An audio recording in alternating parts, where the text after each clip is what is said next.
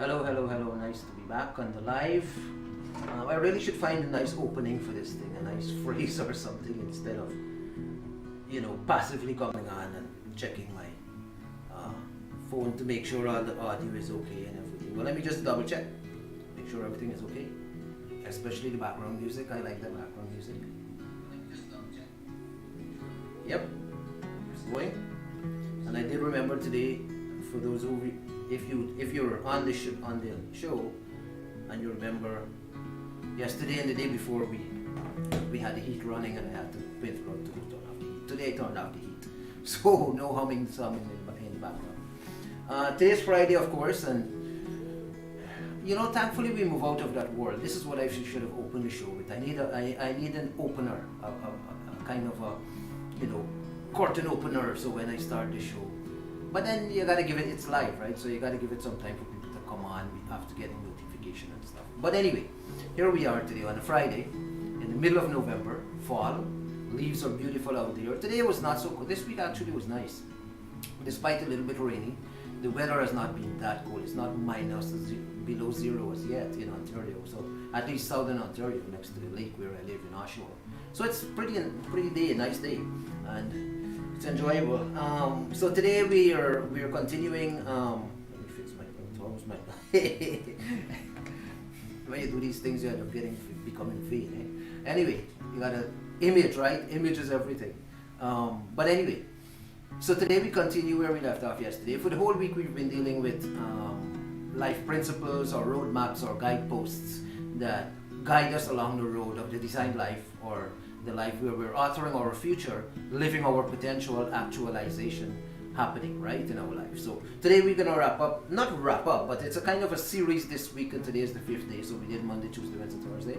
Today's Friday, and today we're gonna do this other life principle. It's a rather 3-in-1, where we kind of wrap up on this whole week of this series of life principles, these one-word things that we follow as guideposts, that are street signs, if you will, on the road of the designed life, on the road of creating the future that we want, on the road of going up the mountain to the summit of our lives, right? I love that phrase, the summit of our lives, because like we were saying yesterday, the summit, there is a top of the mountain with our lives. We peak at some point. Every human being, there's a point where you go up and you peak. Some people peak higher on higher mountains than other people. Some people don't even peak. They don't even go on a hill. The ones who end up in the dormant or the declining future. The default future people, even so, they're on an even plane. They don't, they're a straight road. They don't go up. But we are talking to the people who want to go up. You gotta be ambitious, you gotta be hungry, you gotta be thirsty, you gotta really want to maximize who we are as human beings, our potential as human beings. And so today we want to zero in on a fundamental and very important foundational root life principle that defines the Qualped life. Remember, you're watching the Qualped Life show, and the Qualped Life is a system that our company developed. My name is Sean, and we developed a system of coaching and mentoring, but also technology and a scientific system for anybody who so desires to come on board with us, join our social club, which is part of what the economic model of our club is membership. So of our company is membership, right? Whether online or real physical meetings, which we also have, workshops and conferences and seminars and those things. We're rolling all that out post-COVID, hopefully.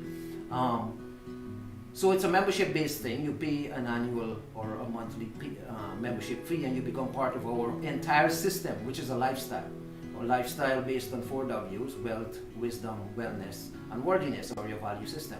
And we have a bunch of courses and workbooks and all those things where we bring this kind of system to you and train you and help you live. And today I want to talk about the important life principle that defines what we're talking about, right? It's very, very, how should I say, exciting for me. For me, it's an exciting thing. My lips are dry, In the dry ear, it causes dryness. I know. Anyway, sorry for the interruption. Let's get back to where we were. So we have an hour today. We're gonna go till 7. Let me see who sent me a message here. Okay, good. Thank you, Mano. I appreciate you looking out. It's good. Hope you guys are watching. Malcolm, I hope you're watching. Malcolm, you gotta be on the show next week, man. Come on. And Sharoz, hey Sharoz. And other people who are watching, right? Suta, I hope you're there as well. But other people as well, all my friends and family, I hope you guys are watching and enjoying the show. Today we're talking about an important life principle, an important part of what we call the qualped life. So today I want to zero in on, all week we've dealt with this, we dealt with it last week. Go back to watch those shows so you get a basic backgrounder of what we're all about, right? If you're now joining us. If you have been with us for a while, and start sending me feedback. I do get feedback from people, but if you haven't given me feedback yet, then start sending me feedback so I know if we're getting through to people, or I know we are getting through to people, if we're getting through to you, right? So today let's zero in on something that is important in the annals of the qualped life. This new system we're developing, a lifestyle for human beings. Anybody, despite age, religion, ethnicity, nationality, whatever, anybody could jump on this system and live it and maximize their potential as a human being. We're not gods. We're not saying we can perform magic. There will be people who fail in our system. But once you do the work, you would see the results. And we promise you that, right? But today I want to zero in on why we developed the system and this life principle, the main guidepost along that road to the designed life, or the life of authoring, of writing and designing our future, or the life of reaching for our aspirations, right? And in one show, I think maybe a couple of weeks ago, we dealt with things like aspirations and the highest form of what we desire in life, right? Instead of living for basic needs and wants, or living just to exist and pay bills, or even to sustain the life that we have, that we scale and we actually go to the height of what is possible, the top of the triangle, which is actualization, or living the best life that is possible for us. A lot of people haven't done that, and in the industrial age, maybe we say people are limited. Now people are not limited, and that's why we're rolling out this new system, and hopefully it will become a part of the new world order that is emerging, this new digital age and knowledge age that is coming upon us. So today let's move right into the distinction that we're talking about today. It's basically one, but three rolled into one. And here is what it is. We believe we build the whole system that we have, the whole company, the entire company. We registered a corporation in Ontario, Canada, with a shareholding system, which we're aiming eventually to take to the stock market. And we have 14 digital properties within that company that we work, including a magazine, e-commerce, book site, a newspaper, a headline site, a bunch of stuff, a research section as well, research and analysis, all those things we do. We have 14 different sections, they're all on the website, but we structure the company in a way that it's a technology startup company, and I'm the founder and I have co-founders as well, and shareholders, and we designed a system, and I want to talk to you today about the root of what that system is based in, what this whole system is rooted in, the philosophy that we believe. And it comes out of books and writing. That's where the philosophy came out of, that the human being, remember, here is the thing, we zero in on the human being, on the individual, right? All we care about, we ask some questions. This is also a program that we did before. Go back in the videos on YouTube and on Facebook, and you'll see these programs already there. One of it we talked about being, I lost my train of thought. That is a sign of old age. I lost my train of thought. But, okay, I'll come back to it. There are videos there that talked about why we exist and why we do the things we do, right? And there was one particular video I wanted to talk about, and then it completely slipped me. Whoa. Anyway, let's move on. The essence of what we do is rooted in books and literature, and the fact that when you look at human history, when you look at humanity, what we see, what stands out clearly, what like jumps out at us is the fact that what has defined human civilization is writing books and stories, right? And we do have a video on that. I don't know if that's the one I was referring to that I forgot, but there's a video that talks about stories and books and the canon of man and all that, right? Go back and look at those videos. But our entire philosophy, the philosophy upon which we base this company, we put aside everything in our life and decided to do this project. Well, it's more than a project, right? And there's a reason for my background. If you see my background, the girl is dancing in the sunlight, in the sunset. It's a deliberate thing based that it's related to the topic I have today, which is creativity and all that. But so don't be freaked out by my background, okay? By the girl dancing that back there. Excuse me. It's just a background we put up to make the video nice and stuff. So the foundation philosophy, and that's what I want to talk about today, the foundation philosophy of the qualpit life. The foundation philosophy of the qualpit life. Oh, I get what I wanted to, the video I wanted to point to. There's a video that we did that talked about the individual, that we are only about the individual and also we are about the human being. We asked some questions, and this is the video that I would like you to watch if you haven't watched it yet. The qualpit life is based on some questions that we ask. And one of those questions is, what kind of future is possible, right? And there's a whole program, a coaching and teaching program, a training program that we put our people through that ask themselves that question. What kind of future is possible for me? And the second question we ask is, as a human being, what is possible for me? If I say I'm a human being, then it opens up a whole range of stuff, right? Rather than me thinking of myself as, for example, a man or a son or a father or some put myself in some box or think of myself as some nationality like Canadian or whatever, or my skin, I'm a brown guy. Some people walk around thinking I'm white or I'm black or I'm this or I'm that. Even brown people, I'm brown, I'm Indian and this. No. We're human beings, and so there's a whole video we talked about the questions that because like Peter Drucker talked about, what is important in life is not the answers we come up with. As much as that is important, the more important thing are the questions we ask, the kind of questions that we ask about ourselves, about our lives, and about the world, and about the universe. What kind of questions are you posing as you go about your life, right? Some people don't ask any questions. They just, blindly, mindlessly exist. But no, we're saying ask some questions. Search life out. Be a literary critic of life. Like literary critic, I don't mean critical, I mean like how people read poems and novels and literature, right?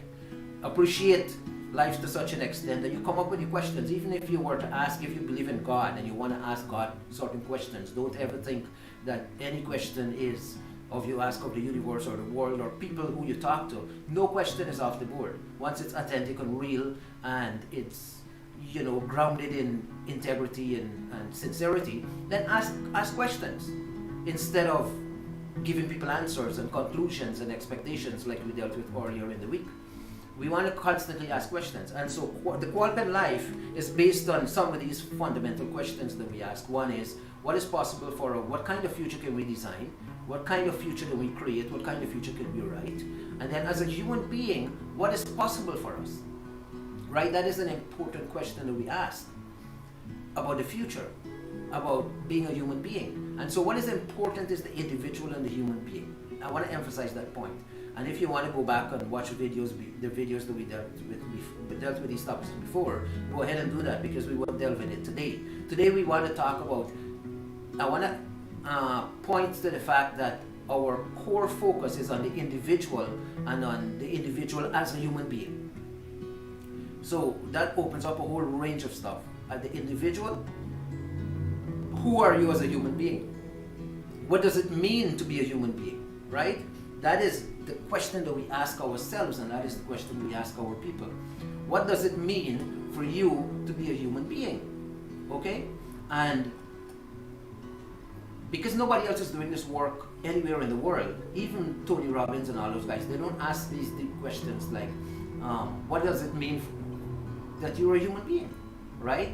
Now, they will teach you in universities, the Ivy League universities and stuff, they teach you this kind of thing. Even in acting schools, the big professional acting schools and the drama schools and music schools, they deal with these kinds of questions. But nobody come out in public and coach people on this kind of thing. That's where we want to make a difference, right? We want to come out and say, let's look you in the eye and let's say to you, you're a human being, so what opens up? What is possible? And as a human being, you're an individual. You didn't come in a tribe or in a as much as some nations are tribalistic and they don't see themselves as individuals. They see themselves as people fitting into community and society and having to do what everybody else is doing and obey the status quo and peer pressure and all that. Some mentalities are like that in some nationalities. We in the West, we're not like that. We're very westernized, we are very individualized. So we emphasize the individual. I want to get this point across, and we emphasize the human being. As a human being, what is possible, and you're an individual, and therefore that throws up a whole bunch of stuff that we have to take into consideration. Now, having posed those questions, and a couple of other questions as well, we came up with a foundation philosophy for the qualified life, and this is what it is. We believe that every human being, every individual, is a walking, living, dynamic, organic, creative, in the process, still going on. The process is not done, it's a work in progress. Story.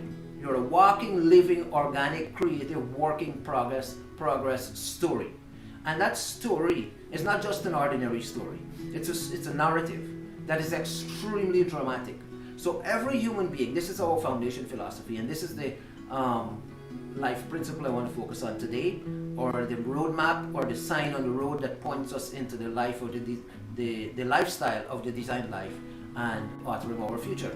That we, no matter what age we are, from 2-3 years old, a person starts developing, even as a baby actually, with your name and how you were born and how your parents met and all that. You start developing a story from a very young age and grow up into adulthood, and as you get older the story becomes more and more complex, right? More and more layered.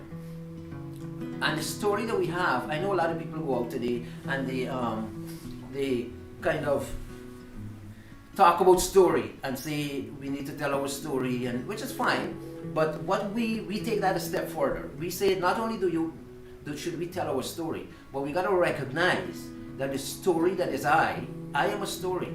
I'm not my name. this is so incredible. I'm not my name. I'm not how I look. I'm not my culture.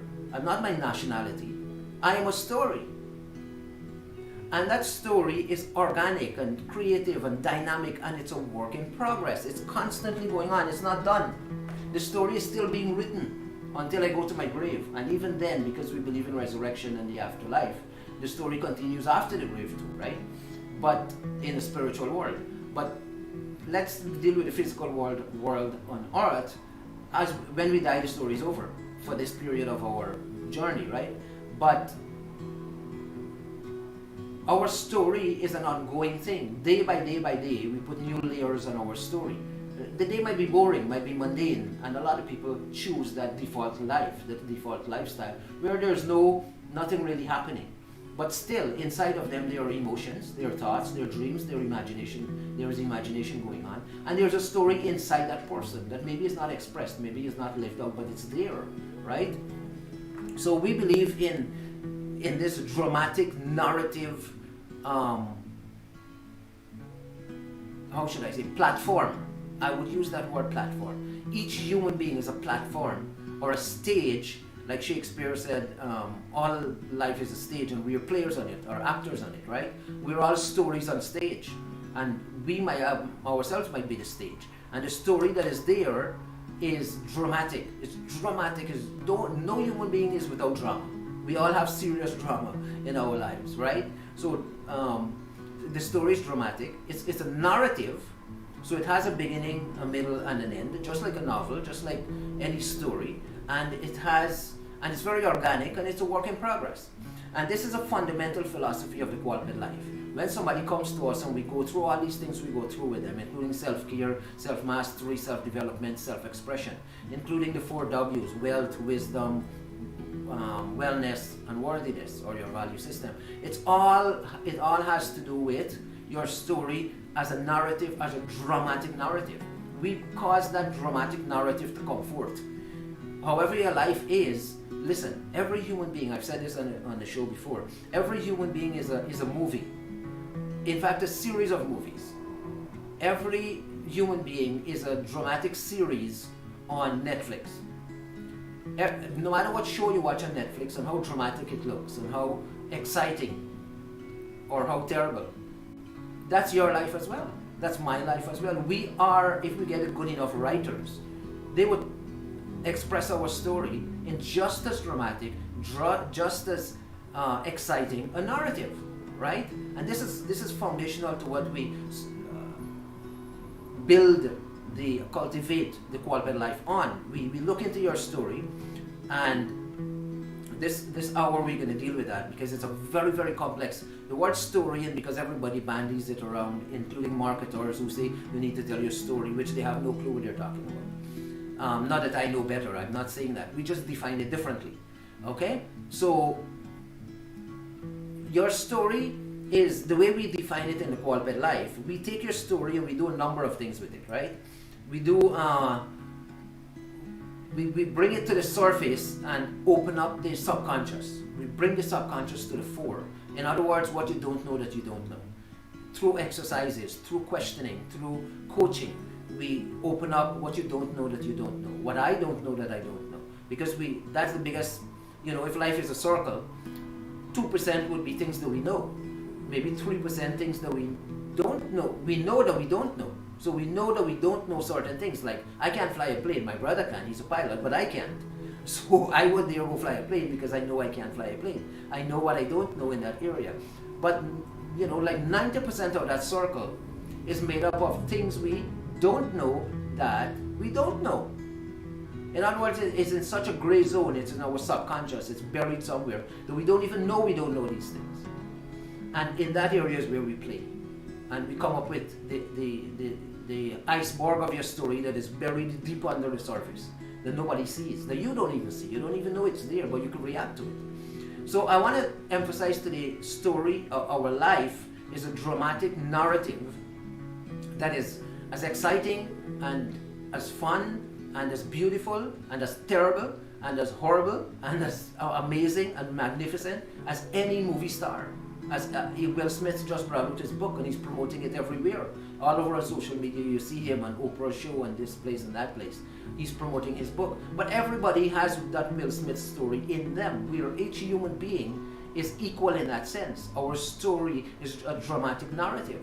And if we were to focus on our story, we would develop, yesterday we talked about human capital and the assets that come from within us, our smarts, our story, our narrative, our skill set, the human capital that flows out of us, it makes up our main asset. Like Will Smith's book, he might make X amount of money on it, but the money is not the real asset. The real asset is that story in the book that would change multitude of lives because of his marketing. He's going to reach millions of people, right?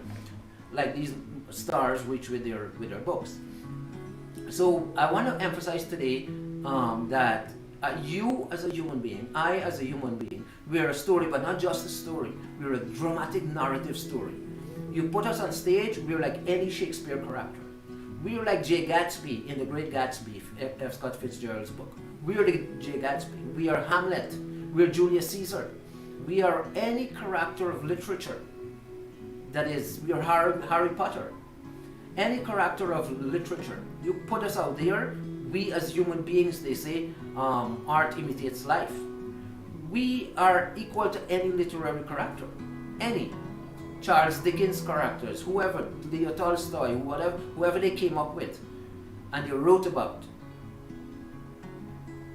Our life is even more dramatic than those people, than any of Shakespeare's character. Even Hamlet, as complex as Hamlet is, or was, or maybe is, I don't know, because the play still exists. It's present or past, I don't know. But as complex as Hamlet's character, we are even more complex, the living human being. But nobody has delved in to express that which is in us.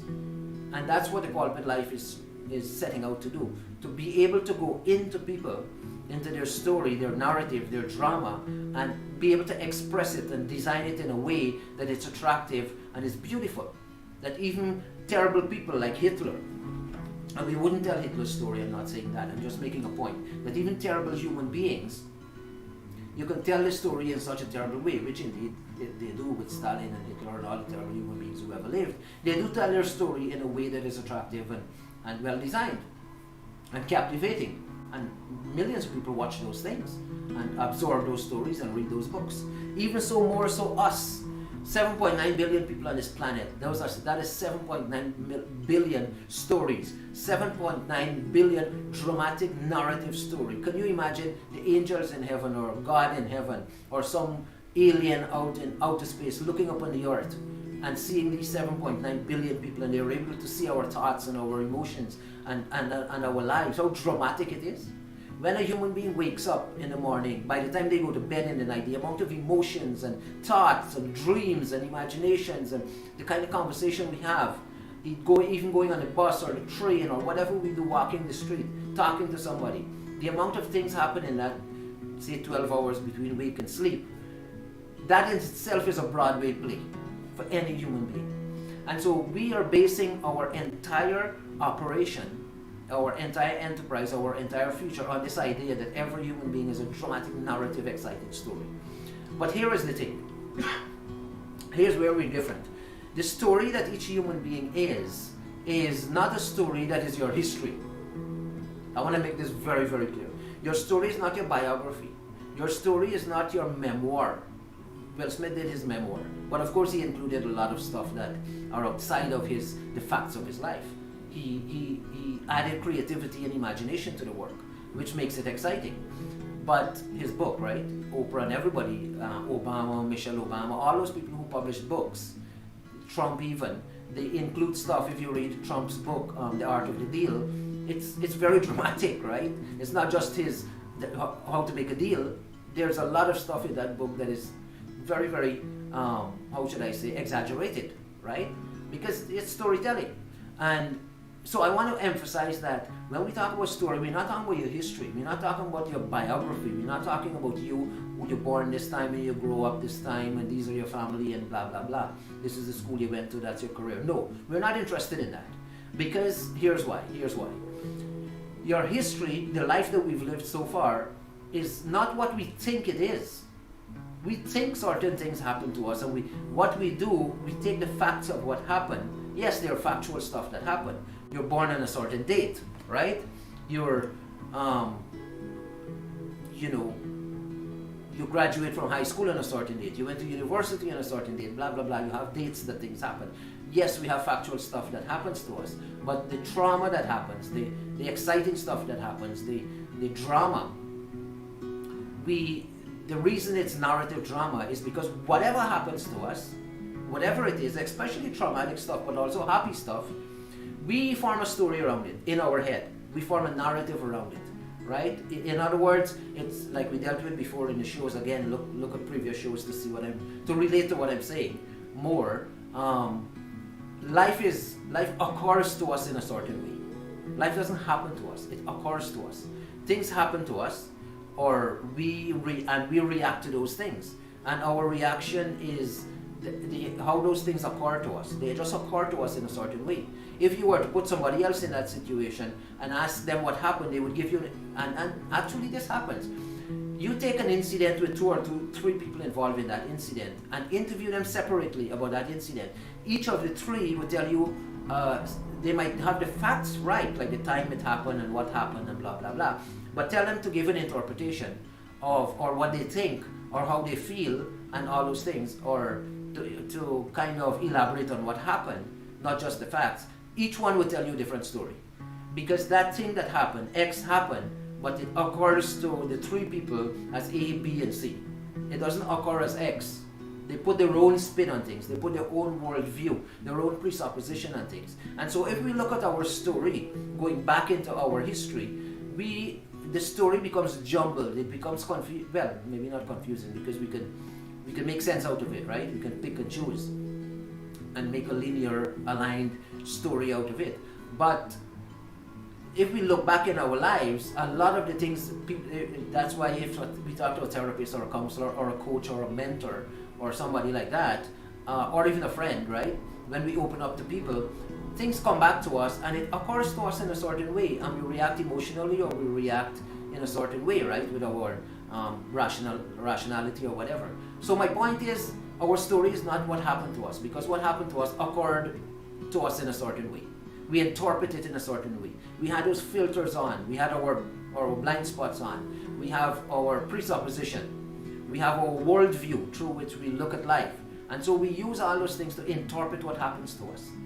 And the occurring of life becomes important, right? So I want to make that very, very clear, that when we talk about story and narrative drama, we're not talking about your biography, and we're not talking about your life story, and we're not talking about your career or your business or anything like that. And I'll explain what I mean. Here is something else before it slips my mind. The other thing I want to say about story is that the first thing that civilized human beings did, the first thing they did was invent, if you will, or create story. So let's go back to the ancient times when the women would stay in the tents or the caves and look after the children, right? And the men would go out into the jungle hunting, and with their bow and arrow or sling or whatever it is for animals, and they would kill an animal and bring it and roast it. And this thing developed into, when the man came home, everybody would sit around the campfire eating. Now this is a theory about how language developed, right? And storytelling. And everybody would sit around the fireplace, or the campfire really, and they would tell each other stories. But the men would tell the stories. The men would tell the stories of the hunt. Who had the most exciting hunt, and how they had to run and corner the animal and blah, blah, blah. And they had to develop a whole story. And the one who made the story more exciting, more dramatic, became the leader of the tribe eventually. Because they were eloquent and they were able to captivate the rest of the community. The cave or the tent or whatever it was, and everybody would sit and listen with rapt attention to this guy describe how he saw the lion or the boar or the pig, wild hog or whatever it is, and they had to go and run through the bushes and break branches and the wilderness and get it, and then it was heavy to bring back, and they would tell a whole story about this thing and embellish it and exaggerate, and that's where literary devices started coming into play, personification and oxymoron and all those things. I just want to make the point that even from ancient times, stories became an integral part of being human. We had to tell stories. Stories bubbled up in us. Our imagination started to become active, and that's what really built civilization. Eventually, the Sumerians, they invented writing, and they invented a tablet, clay tablets that they would make signs on, like an arrow, for example, to say this is a path to go, and they would put it out in the sun to dry, and it became a written thing, right? And then eventually you have drawings on the cave walls and all that, with people telling stories in the Egyptian time, and this thing developed eventually into structured writing, and then the alphabet, and then books, and then printing press with Johannes Gutenberg in 1450, and then books started to become popular, and then literacy happened and civilization became what it is today. And today we're on the verge of conquering Mars. It all happened because of stories. It all happened because of narrative drama. The human being became something. The human being became not a passive or living organism that's just there, but seething with stuff. There's a whole volcano, an eruption going on in our emotions constantly. We might have peace and our heart is at rest and everything, but inside of us there's a whole life going on. There's a whole universe in every human being. And that's what we mean by story and narrative drama. Every human being is a narrative, dramatic story. That's the foundation of the qualified life. Every human being is a dramatic narrative story. When I talk to people, they might not realize I'm thinking it, but that's what I'm thinking. This person has such a dramatic narrative story. I would love this person's book to go out there and touch the hearts of the whole world. Every human being I talk to, no matter who it is, how young, how old, how messed up or how successful, millionaires and paupers, they all have dramatic narrative stories. And it's beautiful as a journalist, as a writer. as an entrepreneur even. When I encounter people, it's beautiful to listen to their stories. It's an interesting thing because I listen with no expectation, no judgment, nothing. You could swear. I never swore in my life, and that is, I know it's weird. Everybody else I know has swore, not me. But I don't mind people swear around me because I don't judge them. I listen to their story. I like when people talk authentically and sincerely. It expresses who they are. And so, dramatic narrative story, that's what every human being is. And here is what, so if our story is not our history, our biography, and our career, and the facts of our life, then what is our story? Well, this is going to shock you maybe. But what we at the Qualped Life see as our story, as your story, is an invented thing. It's a created fiction. You take your life, imagine what it could be, and we write a whole book, and our company is based on books. We developed Sims Books, which is our technology, to upgrade, not upgrade, but to replace ebooks. Because ebooks were invented, I said this before as well, in 1971 by Michael Hart, since before the internet, and it never moved, beyond flat, gray, one-dimensional, gray text on off-white background, right? So we want to make, books are supposed to be smart. So Sims Book is simple, multimedia smart book. We make it smart. We're replacing the ebook with a technology that you could take your dramatic narrative drama, your story, your life, but create the life that you want. Create the life that you, invent the life that you want. That's what Sims Book is, and it's a futuristic thing. It's not a past-based thing. Invent the life that you want to live into, alter your future, and then take that and package it into a Sims Book. That's what we're all about. That's what this talk show is all about. This talk show is about redefining the human being in terms of our narrative dramatic story. What constitutes our dramatic narrative story? What constitutes that is our human capital, not the history of what happened to us, not our past. A lot of books are based on past. No, we want your book to be sci-fi, to be futuristic. When you write your story, when you put your book out, when you put your Sims Book out, which is a digital product but also printed, when you put that out and somebody reads it, they must see you as you are 20 years from now, not 20 years ago. You see the difference? So your dramatic narrative story, you are a Harry Potter in the making. And I use Harry Potter, I don't mean magical and all that. I mean as a fictional character. You're a Jay Gatsby from The Great Gatsby. You're a Hamlet. You create who you want to be. You go into your imagination and exercise things like intention, intuition, and integrity, alignment, and all the stuff that we talked about. And you create the person that you want to be. And you give yourself a timeline to arrive there. It could be 2 years, it could be 5 years, it could be 20 years. We give ourselves a lot of time to achieve what we're setting out to achieve with the Qualped Life. And so today, I really want to emphasize that the foundation, the root of the Qualped Life is that you create who you want to be and put that and write a story on it. And we help you do that. We give you the tools to do that. And the story that you develop, that you create, that you invent, you put it out in a book, or not a book, a Sims book, which is a book, the future of the book, which is our technology. And we are rolling out, eventually, we're not ready to put this out yet, and I don't want to kind of give out the idea too much and, give away our intellectual property or our trade secret. But eventually we'll have Netflix for books, for Sims books. And that's where your story would be and our story would be, and we would take different stories and put it out there for people to inspire the world, to motivate people, and to alter the future, right? To alter the future. So today I want to single out this life principle, this roadmap, this guidepost, which is dramatic narrative story, that every human being is a dramatic narrative story. But the dramatic narrative story that you are is not known as yet.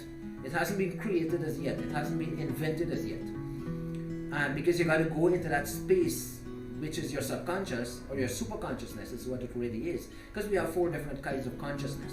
Consciousness itself, subconsciousness, unconsciousness, like when we are dead, for example, or maybe knocked out, and then superconsciousness. So we go into the subconscious and this superconsciousness, and we pull from there what is possible for us as a human being, as a person, as a divine being, right? As the spirit man, as the spirit person. And we roll that story out and let that inspire the world. Let it gather a whole community around you who are inspired by who you're in the process of becoming, who you're being. And people come around you because they're inspired by your story. Story inspires the world. Listen, you know what the world is today? The world is not different today. Listen to this. The world is not different today than ancient times of the people who lived in a cave. People who, and I say that again, the world today is exactly the same as when people were living in the caves back in pre-civilization time. Here's why I say that. Why do I say, am I crazy? Why would I say something like that? Maybe I am crazy, but I'm not. Why I say that is this. Back in ancient times, the cavemen and the cavewomen, they would sit around a campfire and tell stories. That's how they spent their time. That's how leisure time was. After the hunt was over and the babies are put to bed, the adults would sit around their campfire, even holding their babies, right? And they tell stories, and that's how they entertain each other. That's what we do today. But a campfire that we sit around is electricity, right? The electricity lights up the screen, which is TV, or phone, or some kind of tablet, or some kind of screen. And that's how we live. We all sit around screens watching stories being told in conversation.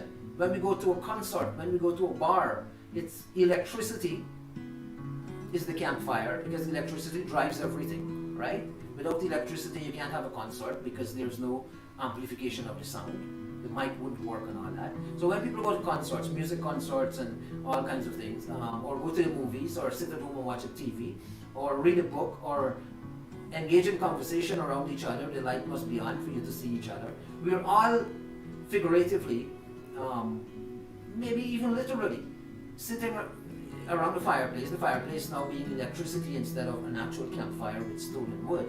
And we're telling stories. The whole human society, the whole global village is all about stories. We tell stories, all kinds of stories. On Facebook, that's what the people are doing, telling their story, sharing their pictures and their videos and posts on LinkedIn, on Twitter, everywhere. Politicians are telling their stories. Business people are telling their stories. Some may call it marketing. Some may call it content. Some may call it sharing my thoughts. It's all building up little by little into a story. You go through somebody's social media over a period of time, they're telling a story, right? I know somebody today, I will just remember this. I know somebody today who on Instagram story put a whole bunch of little memes and stories, like maybe 10 or 12. And it was like telling a story in the story space, and I commented on that. But anyway, that just came to mind. My point is that the foundation, the root of the quality life is that every human being is a dramatic narrative, exciting story, but that story is not written as yet, and it's not in our past, it's not our biography, it is a future created fictional world that we would live into. Now, this message today, maybe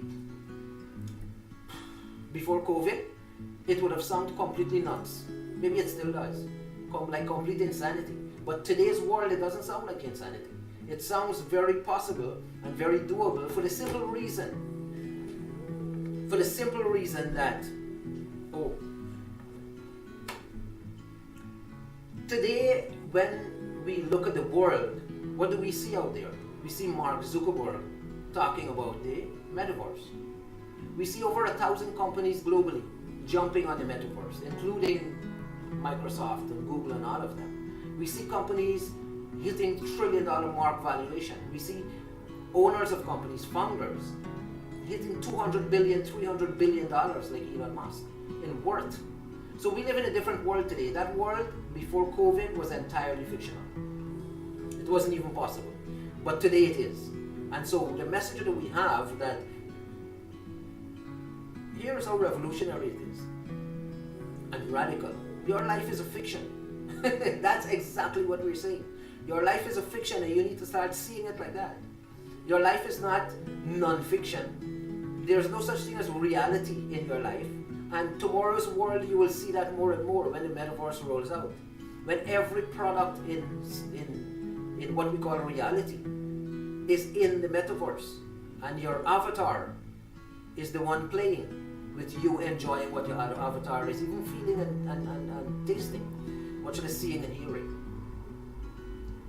We're coming into a different world, and I know what I'm saying excuse me, may not resonate with today, may not resonate with you when you look at the world and you hear what I'm saying and you think, what is this guy talking about? What I'm talking about is life is what we make it. And if you really meditate on that phrase, life is what we make it. It's a fiction. It's what we make it. We create something, we generate something, we invent something, we originate something. Altering our future is, how do we go about altering our future? The biggest signpost on the road up that mountain to the summit of our lives is this thing, that we are creating the life that we're moving into. That we are writing our life. We're writing a novel of who we want to be. That's what Elon Musk did with Tesla. When he registered Tesla's company, or Zuckerberg registered Facebook, or Brennan Page registered Google from your dorm room in university, or Bill Gates when he registered Microsoft after quitting university as a young man. When those people sign their name, the same with us at Quadruped and anybody who invented a company, when you sign your name on a registration document, nothing existed. It was a figment of your imagination. But those guys, forget me, those guys built a company that is now worth $1 trillion out of inventing something and creating something out of nothing that was there. And the same with us. Use that as a metaphor for your life. Our life out of the nothingness of our life. And we did a video on that too, the value of nothingness. Start from nothing. Don't think you have to start from high up or richness or wealthy parents or anything like that. You go to a place of nothingness and say, let me see how much of a genius I am. Let me see how good I am. What caliber of human being I am, that I can go at a place of nothingness. I'm standing on the middle of the road. Nothing to hold on to. Let me see what I can achieve moving from here with my life skills and my passion and my heart and my human capital, my smarts and my inner assets, right? My intellectual property. Let me see what life I can invent and build. That is what the quality of life is all about. And I know we don't have a huge audience right now, but one day this video is going to reach a lot of people. And I hope these words really stir your heart. I hope these words really speak truth to you, right? Because it's based on research, it's based on science.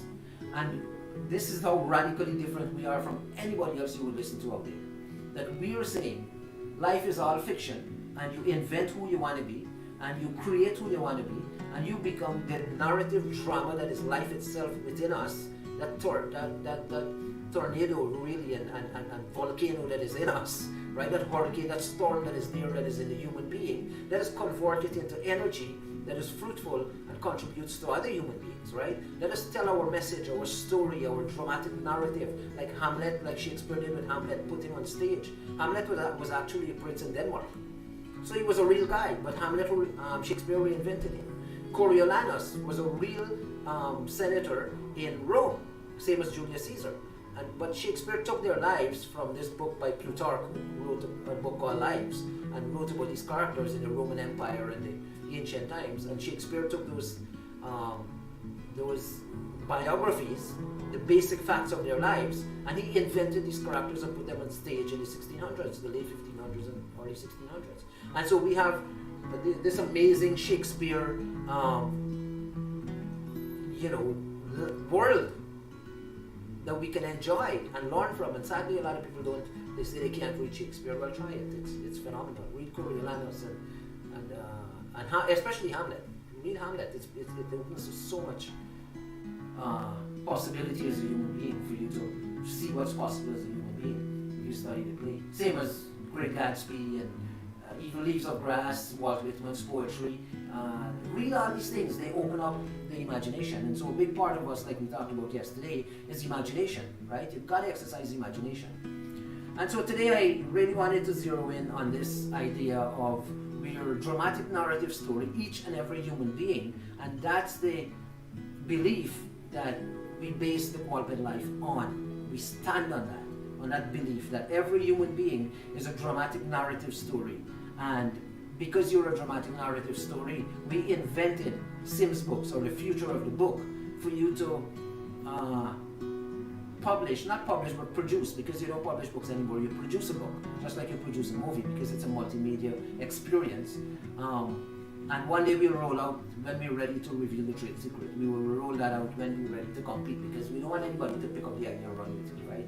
After having originated it, which happened to me before. Anyway, it won't happen again.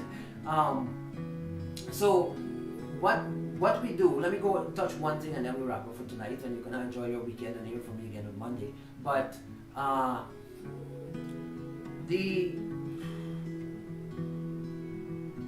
the way we look at your dramatic narrative story, we have a formula, which is CMQ.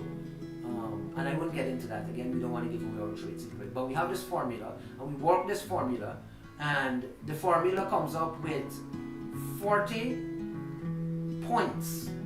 40 roadmaps, right? Let's say, for example, you're on a journey of creating the future that you want, of designing the life that you want, of authoring the future that you want, that you love. Then we have 40 blank signs along that path, and we say to you, fill out those 40 blank points with one word each. And out of those one words, you have your 40 chapters, so to speak. I want to simplify it. It's not chapters, but 40 points. And out of those 40 points, each of those 40 points, you have 10 sub-points. So this is the planning process of how you go about inventing your future, or authoring your future, and developing your Sims book, your book. Because at the end of the day, what we are saying to you, for you to invent the future that you want, or author the future that you want, you must have it in book format. You must have a book published. If you don't have it written out, then you don't have a blueprint. Your blueprint is that written out document that you show the world, and you stand on, and you say, this is my word. This book is my word. The world, I'm making a promise to you, and I'm going to stand on this promise. It's a commitment between you and humanity, right? It's a document that your story, your dramatic narrative story, which is an invented, created thing, is an agreement, a legal binding document, not like legal like justice system, but what I mean is it's a covenant, right? It's a testament between the individual and humanity, that this is what I'm setting out to contribute to humanity. This is who I'm setting out to be as a human being. And so we make that agreement, that testament, that covenant, that contract, if you will, that social contract, by writing and publishing the blueprint as a book. And it's an invented thing. Now it could be based on your past life, because it is based on your past life, because it's your passion, your heart, whoever you are, right? Whatever is driving you, whatever you feel, whatever you see in life, whatever we drum up from your subconscious and your superconsciousness. But it's all futuristic. It's all in the future, so it's all invented and created. And so I wanted to deal today to really dwell on the fact that the foundation for the qualified life is your dramatic narrative story as a book that is the blueprint for your future. Get it? I'll say that again.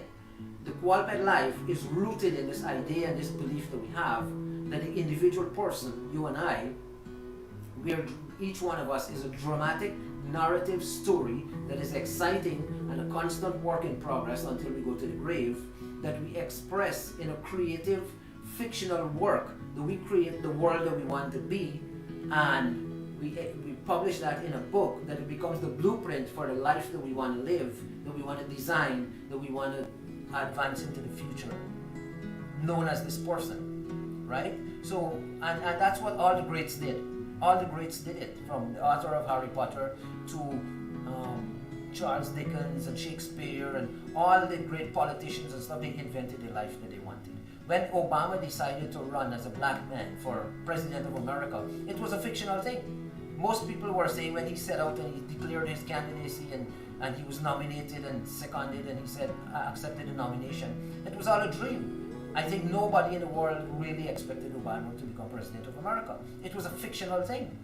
But he saw it happen, he imagined it happen, and he worked to make it happen. And he laid out the blueprint. He even had a book, The Audacity of Hope, that propelled him to the presidency. So we did our work behind the scenes, the scientific research, to make sure that this idea is solid. And as revolutionary as it sounds, as radical as it sounds, this is what we are standing on and building our whole enterprise on it. If we're wrong, we will collapse and fail. That the individual person is a dramatic, narrative, exciting story. And you have to take that story and write it out and publish it as a creative fictional world that becomes the blueprint for you designing your future ahead. I keep saying it over and over because I want you to get it.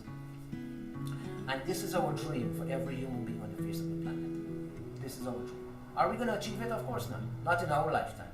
But the next generation and the next generation, we're starting the movement, the momentum, and it's going to roll on, and it will happen.